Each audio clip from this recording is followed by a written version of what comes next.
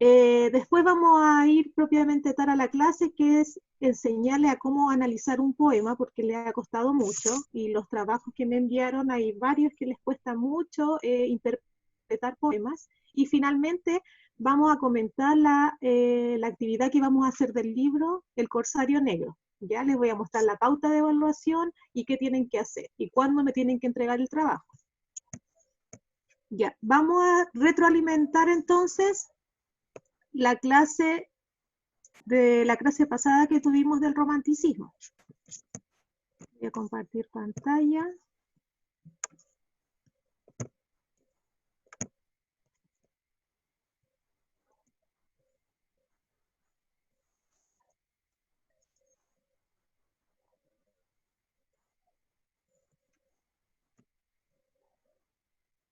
Ya. Me van diciendo si se escucha bien, si se escucha muy bajo.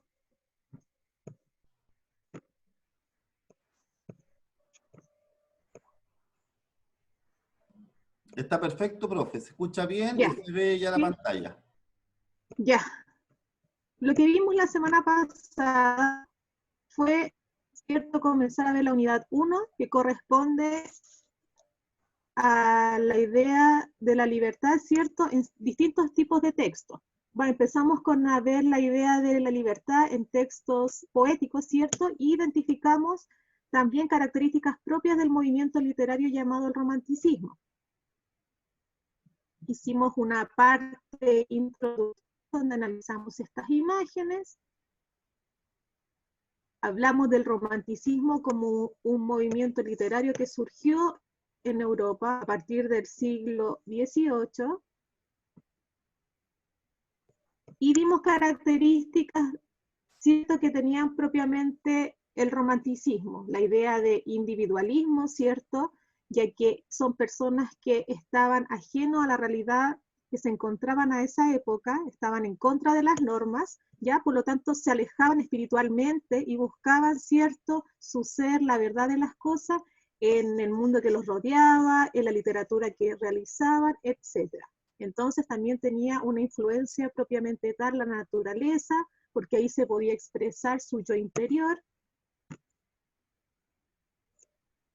Se consideraban artistas rebeldes, ¿cierto?, porque estaban en contra de las normas, eran incomprendidos y también decía poder rebelarse contra la sociedad.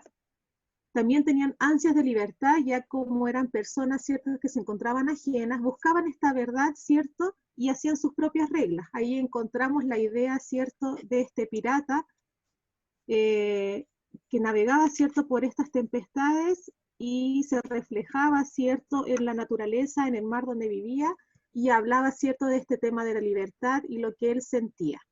Y ahí ustedes pudieron realizar, ¿cierto?, la comprensión lectora del poema que me enviaron, ¿cierto?, con estas 4 preguntas. Poquito recibí del primero A, ya, así que un poquito de tirón de orejas ahí. Necesito que vayan confirmándome el trabajo que están haciendo diariamente de lenguaje. Algunos muy bien porque me mandaron la foto de la realización de la comprensión lectora del poema y también me mandaron la foto de que fueron tomando apuntes en su cuaderno. Así que sí o sí lo tienen que hacer. ¿Por qué? Porque la próxima semana, el día lunes 18, bueno, que el profesor Carlos van a empezar a dar el calendario de evaluaciones. Vamos a hacer una pequeña prueba de estas 2 clases que voy a hacer, que se va a tratar de saber las características del romanticismo, su origen, y vamos a analizar poemas, que va a ser correspondiente a la clase de hoy día. Eso va a ser el temario. Características del romanticismo y análisis de poemas, donde van a tener que extraer, por ejemplo, significados de palabras, etc. Y eso es todo, esa prueba va a estar en webclass, ¿ya? Ahí eso lo vamos a hablar al final. Vimos también del romanticismo autores principales, ¿cierto?, que surgieron, Adolfo Bécquer, Víctor Hugo, Lord Byron, Edgar Allan Poe, y vimos que José de Espronceda era el autor del poema que vimos, El Pirata. Y analizamos el poema, ¿cierto?, donde se encontraba este tipo de pirata, ya que hablaba sobre la idea de libertad, necesitaba yo saber su opinión, donde ustedes tenían que decir si se reflejaban en ese tipo de personajes, si lo habían visto en otro libro, en otra película. Varios hablaron de los Piratas del Caribe, ya sí, ahí tenemos a Jack Sparrow, ¿cierto? Donde ha aparecido este tipo de personaje. Y terminamos, ¿cierto?, esa clase de analizar. Lo que vamos a hacer hoy día, yo les voy a enseñar a analizar un poema. Entonces,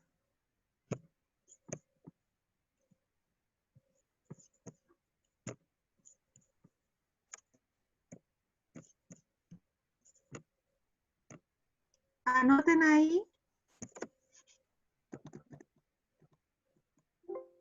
como clase número 2, ¿cierto?, los símbolos y el lenguaje figurado.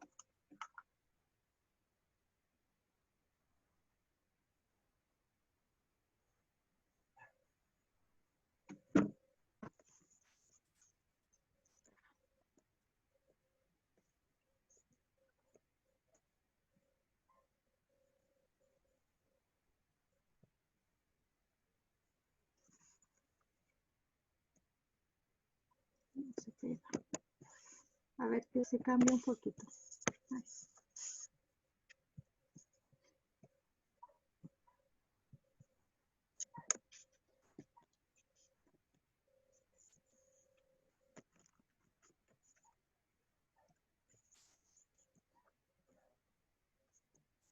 Espérenme que algo sucede. Sí, ahí está el objetivo. Abajito dice objetivo de aprendizaje. Dice interpretar lenguaje figurado y símbolos a través del análisis de representaciones simbólicas. O sea, vamos a tratar de extraer ideas, ¿cierto?, que nos va planteando el poema y que tiene que ver con este movimiento del romanticismo también. Ya, y vamos a aprender a sacar símbolos, a interpretar, porque eso les cuesta mucho. Ustedes sacan solamente el lenguaje literal, es decir, el significado que podemos extraer directamente del diccionario. Lo que me interesa es que ustedes vayan interpretando más allá.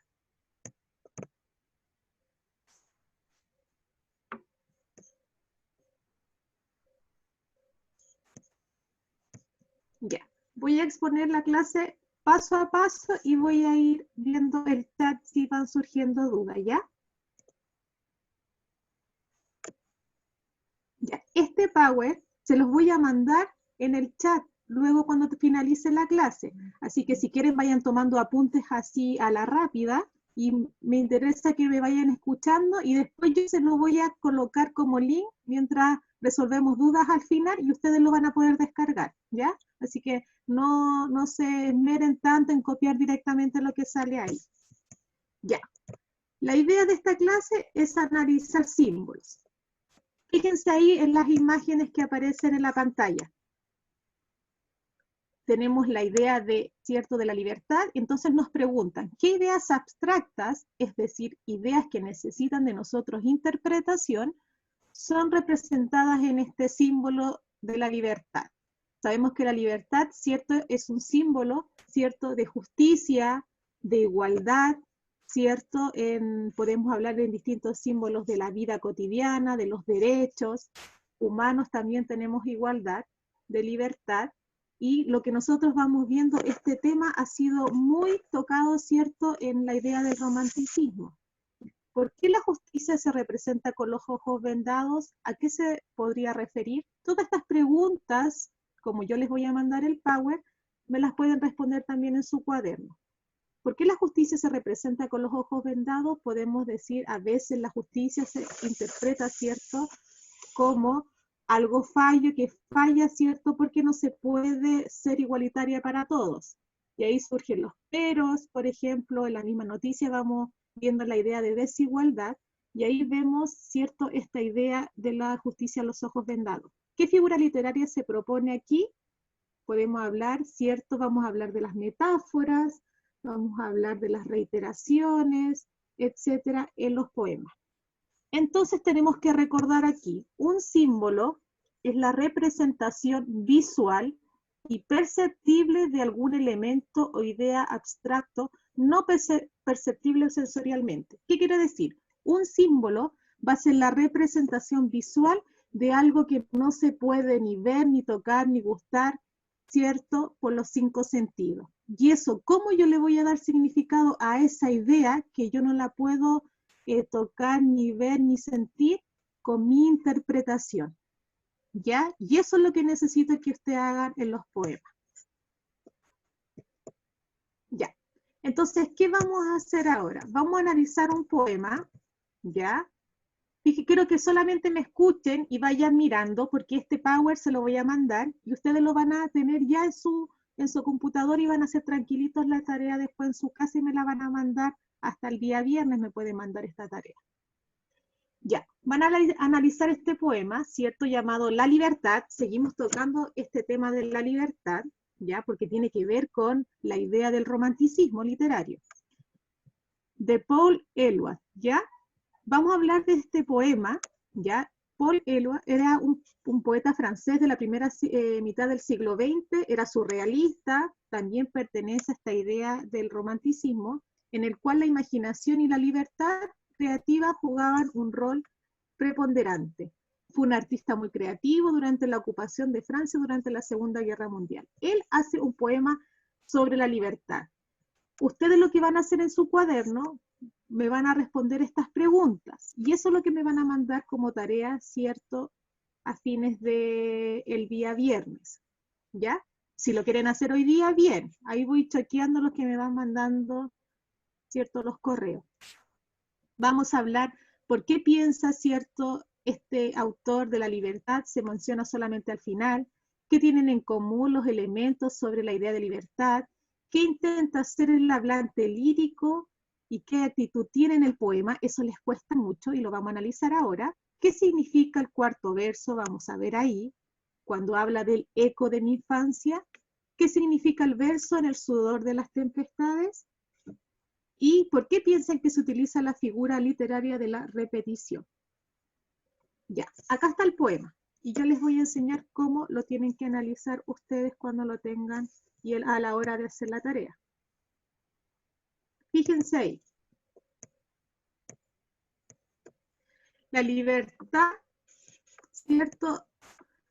Empieza así hablando el poema. Tenemos que saber cuando hablamos y leemos, ¿cierto? Un poema, no es lo mismo que leer otro tipo de texto, porque nosotros necesitamos más interpretación y eso les cuesta mucho.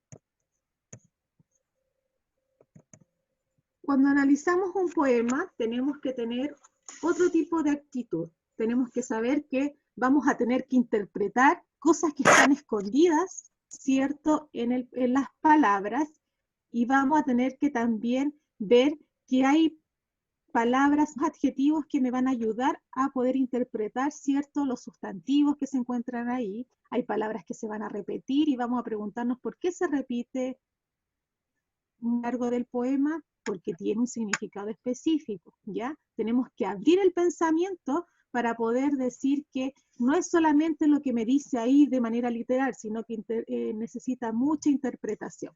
Ya, la libertad, dice ahí, en mis cuadernos escolares, en mi pupitre, y en los árboles, en la arena y en la nieve, escribo tu nombre. En las páginas leídas, en las páginas virgen, piedra, sangre, papel o ceniza, escribo tu nombre. En las imágenes doradas, en las armas de los guerreros, en la corona de los reyes, escribo tu nombre. En las y en el desierto, en los nidos, en la retama, en el eco de mi infancia, escribo tu nombre. En las maravillas de las noches, en el pan blanco de los días, en las estaciones novias, escribo tu nombre. En todo mi azul, en el estanque del sol, enmohecido en el lago luna viva, escribo tu nombre. En los campos, en el horizonte, en la sala de los pájaros, en el molino de la sombra, escribo tu nombre.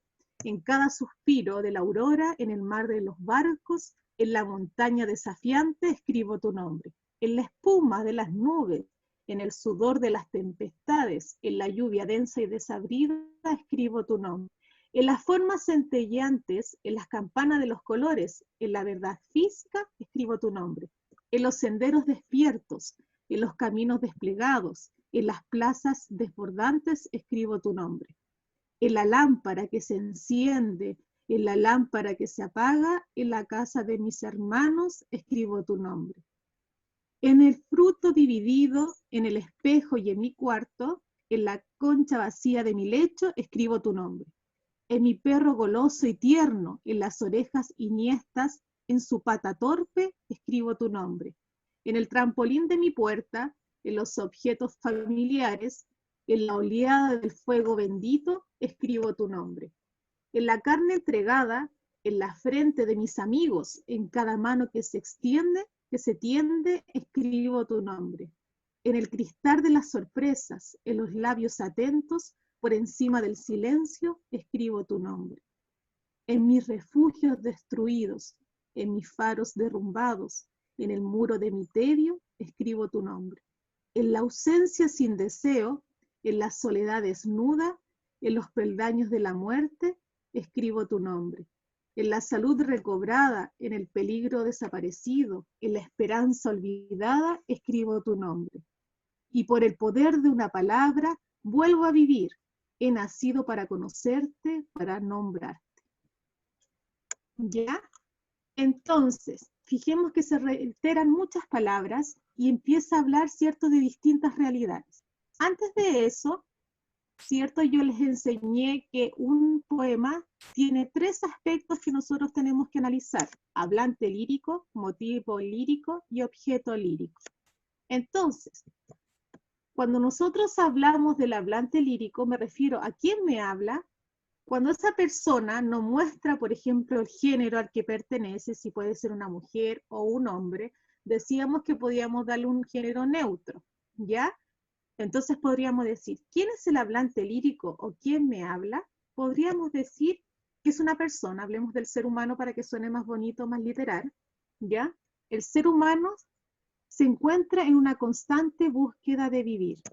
Y ese vivir lo va a reescribir, ¿cierto? Lo va a escribir con tu nombre, es decir, va a empezar a tomar experiencias de la vida cotidiana, ¿cierto? Va a vivir en la selva, va a habituarse, por ejemplo, en vivir, por ejemplo, con sus amigos, va a encontrar esta libertad, ¿cierto?, en las cosas que va a leer, va a encontrar esta libertad, ¿cierto?, entre las mascotas que se encuentran, ¿cierto?, cerca de él, va a encontrar esta idea de libertad. ¿Y cómo lo va a encontrar, ¿cierto?, viviéndola, y cómo lo va a evidenciar, escribiéndola, ¿cierto?, poniéndola ahí en énfasis a decir, yo encontré aquí la idea de libertad.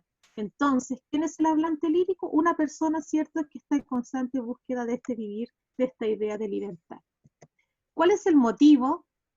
Lo acabo de decir, ¿cierto? Y lo refuta el mismo título del texto, que habla sobre la libertad. ¿De quién me habla el hablante? Fíjense ahí. La libertad del poeta está presente desde su infancia.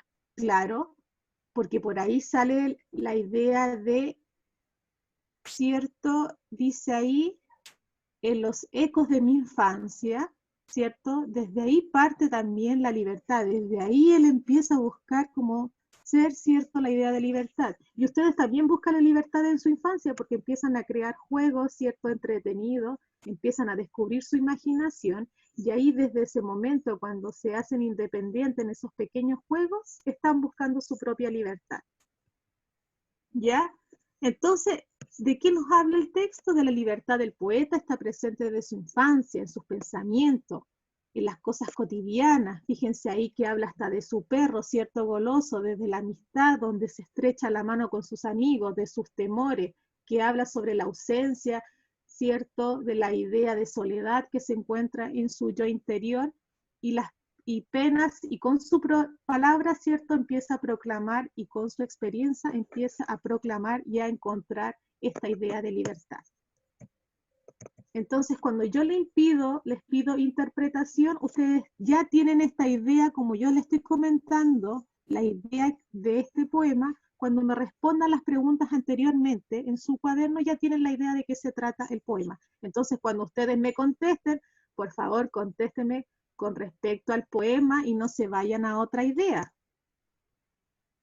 Ya, fíjense aquí, también en las preguntas de comprensión lectora del poema que tienen que hacer la tarea, nos habla sobre las figuras literarias. Ustedes la vieron en octavo básico, que son figuras que nos permiten, en la forma de que se escribe el poema, nos permiten ciertas técnicas para resaltar, para poder, por ejemplo, dar un sentido figurado al poema, y eso se llaman figuras literarias. Fíjense que en este poema hay repetición. Mire, y se va marcando donde yo voy moviendo ahí. Repetición es una figura literaria que me va a servir para dar énfasis a las ideas que voy tomando, ¿cierto? En el texto, en el poema. Fíjense que se está repitiendo, escribo tu nombre, escribo tu nombre, escribo tu nombre, tu nombre. La idea de repetición entonces en este poema es para dar énfasis a la idea principal que es la libertad, el tema de la libertad. Otra figura literaria que se muestra ahí es la metáfora y les cuesta mucho a ustedes evidenciar porque necesito que también vayan más allá de la interpretación. Acuérdense que la metáfora es una figura literaria que habla sobre el doble sentido de la palabra, es decir, no la idea literal, es decir, la que podemos encontrar en un diccionario, sino que necesita mucha interpretación de nosotros. Y eso, ¿cómo ustedes lo pueden adquirir? A través de reforzar mucho, ¿cierto?, la comprensión lectora, a tratar de reforzar mucho, de que conozcan la idea de los símbolos de las palabras, y eso se adquiere mucho con la lectura. ¿Ya?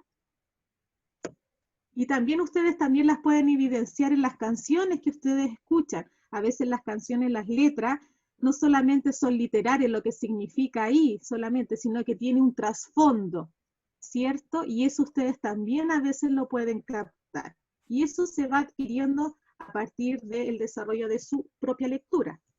La metáfora entonces es una comparación que se da de manera implícita de dos realidades, ¿ya? Es decir, voy a comparar, por ejemplo, mis dientes con la idea de perlas luminosas, ¿ya? Tus dientes son perlas. Ahí estoy haciendo como una comparación, ¿cierto?, interpretativa de una realidad concreta, ¿ya? Fíjense que aquí hay una metáfora, las voy a marcar. Dice ahí, en el sudor de las tempestades, ¿ya? ¿Qué será esta libertad que está buscando en el sudor de las tempestades? Fíjense ahí, en la espuma de las nubes, en el sudor de las tempestades, fíjense que la palabra sudor tiene que ver con algo húmedo, ¿ya? Y las tempestades, toda esta idea de caos, ¿cierto?, que puede existir en nuestra. Entonces lo que busca este poeta, ¿cierto?, buscar este tipo de libertad en estas situaciones, ¿ya? Y en el sudor de las tempestades tiene que ver, se refiere principalmente a la lluvia, y es una metáfora, se representa a la lluvia, ¿cierto?, de estas ideas que nos van produciendo caos en la vida, ¿cierto?, y problemas en la vida que, a pesar de, ¿cierto?, que nos producen conflictos, nosotros los podemos superar.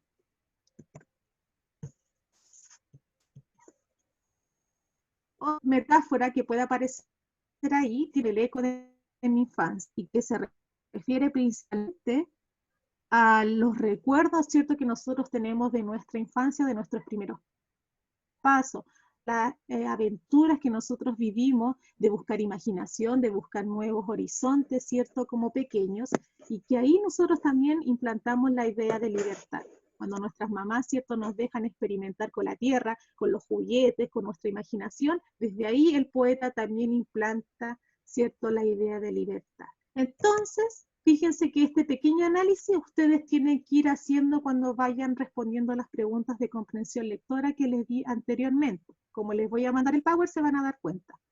Fíjense que aquí están las preguntas. Entonces, todos los pasos que yo hice para analizar el poema, ustedes lo van a repetir para contestar estas preguntas en el cuaderno que me lo van a mandar, ¿cierto?, ahí evidenciado. Me lo pueden mandar en un Word o me lo pueden sacar una fotito ahí que respondieron en su cuaderno.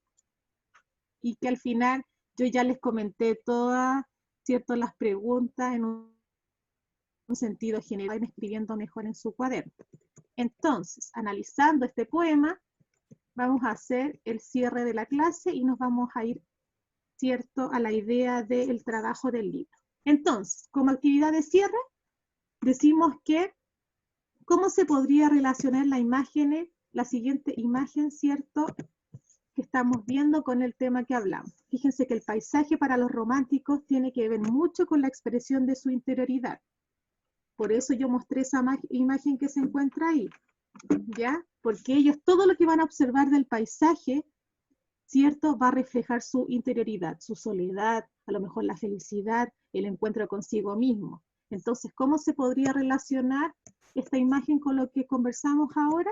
La idea de contemplación profunda y elaboración de diferentes significados que debemos extraer de las cosas cotidianas. Es decir, el paisaje nos permite contemplarlo y a la vez elaborar en nuestra mente varios significados para poder expresarnos como desde nuestra interioridad. Por ejemplo, si nosotros estamos en el mar, podemos contemplar, a lo mejor vamos a encontrar la tranquilidad, a lo mejor vamos a encontrar la soledad, etc. A eso se refiere. ¿Y qué es el lenguaje figurado? Es el lenguaje que ustedes tienen que adquirir como herramienta de interpretación de un poema. Es un lenguaje que utilizamos para expresar una idea con un significado diferente al suyo. ¿Ya? Es decir, necesitamos interpretación. Por ejemplo, si me habla del amor, nosotros tenemos que interpretar que, por ejemplo, la idea de la flor, la idea de la belleza que aparezca, por ejemplo, en un poema, tiene que ver con el sentido del amor. Y eso es lo que ustedes tienen que adquirir. Con lo que acabo de decir, dudas sobre el análisis de ese poema. Eso es lo que va a entrar en la prueba. Yo a lo mejor, son puras preguntas de selección múltiple, donde yo les voy a preguntar algunas características del romanticismo y también lo voy a contemplar, por ejemplo, complementar con ciertos poemas que tienen que ver con la idea de libertad, con la idea de esto que se refleja del romanticismo, de un espíritu rebelde, y ustedes van a contestar, ¿cierto?, preguntas de comprensión lectora. Ya, puedo volver a las preguntas, no se pueden escribirla. Acuérdense que yo ahora les voy a mandar en este chat el Power que les mostré. No se preocupen, se los voy a mandar ahora. ¿Ya? Para que ustedes lo vayan descargando.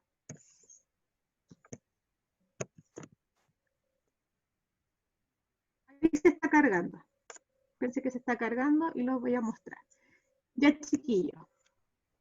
La clase, fíjense que no es difícil, porque lo que yo estoy solamente pidiendo para la prueba de la otra semana, que le van a mandar durante esta semana la fecha, ya es solamente una pequeña prueba de comprensión lectora, donde ustedes van a analizar poemas referente al tema del romanticismo literario, que habla de la libertad, de este espíritu rebelde, y cierto, donde ustedes también van a tener el desafío de buscar estas palabras, ciertos escondidas que se encuentran en el poema, que nosotros hablamos como el lenguaje, cierto, rebuscado, cierto, de estas palabras del lenguaje figurado.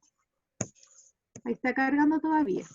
Pues mientras que seguimos en la clase. Ya, les recuerdo, ustedes están leyendo el libro El Corsario Negro, ¿ya? ¿Qué van a hacer con ese libro? Para el día 25, y al lunes 25, a las 10 de la noche, yo voy a recibir un trabajo que van a hacer ustedes, ¿ya? Que se llama Latbook, que es un trabajo didáctico donde ustedes me van a expresar, ¿cierto? Y sintetizar el libro. Va a ser un trabajo creativo que al momento de terminarlo, ustedes me van a hacer un pequeño video de 5 a 10 minutos donde me lo van a explicar con un lenguaje formal, ¿cierto? Es como una disertación de su trabajo, ¿ya? Así que eso es lo que van a hacer. Tienen 2 semanas a partir de hoy día de hacer el trabajo. ¿Ya? Les voy a mandar, ¿cierto?, un tutorial que hizo la profesora Débora junto conmigo, pero ella lo va a explicar, donde lo que tienen que hacer, cómo se hace un Latbook, ¿cierto? Ahí, mire, fíjense en el chat que se envió el Power. Lo pueden ir descargando a su computador. Si algunos no pueden, si donde ustedes no pueden descargar, después el que pueda descargar lo puede enviar al WhatsApp de sus compañeros. Fíjense ahí. Si no está leyendo el libro, tiene que leerlo, pues. Tiene 2 semanas para hacer su trabajo y leyendo el libro. Ya ustedes son súper didácticos, pueden buscar, por ejemplo, apoyarse en videos, en YouTube sobre referente al libro, sobre referente al mismo, por ejemplo, contexto del libro, busquen información. Si ustedes saben, en Google pueden encontrar, por ejemplo, el contexto histórico, habla sobre el autor del libro, a qué me refiero, me da hasta una síntesis. Ustedes tienen que usar las herramientas de Internet, si lo saben hacer. ¿Cuántas páginas tiene? Si no he leído el libro, ¿cómo voy a contestar eso? Ya, traten de no hablar mucho para que puedan descargar sus compañeros la clase que se encuentra en el chat, ¿ya? El tutorial. El tutorial lo va a subir la profesora Débora a su Instagram, ¿ya? Yo les voy a dar el Instagram de ella. Y además se va a encontrar en WebClass como PDF, como material descargable se va a encontrar también el tutorial. Y la rúbrica también se las voy a mostrar. Ya, les voy a mostrar la rúbrica para que sepan de qué tienen que hacer.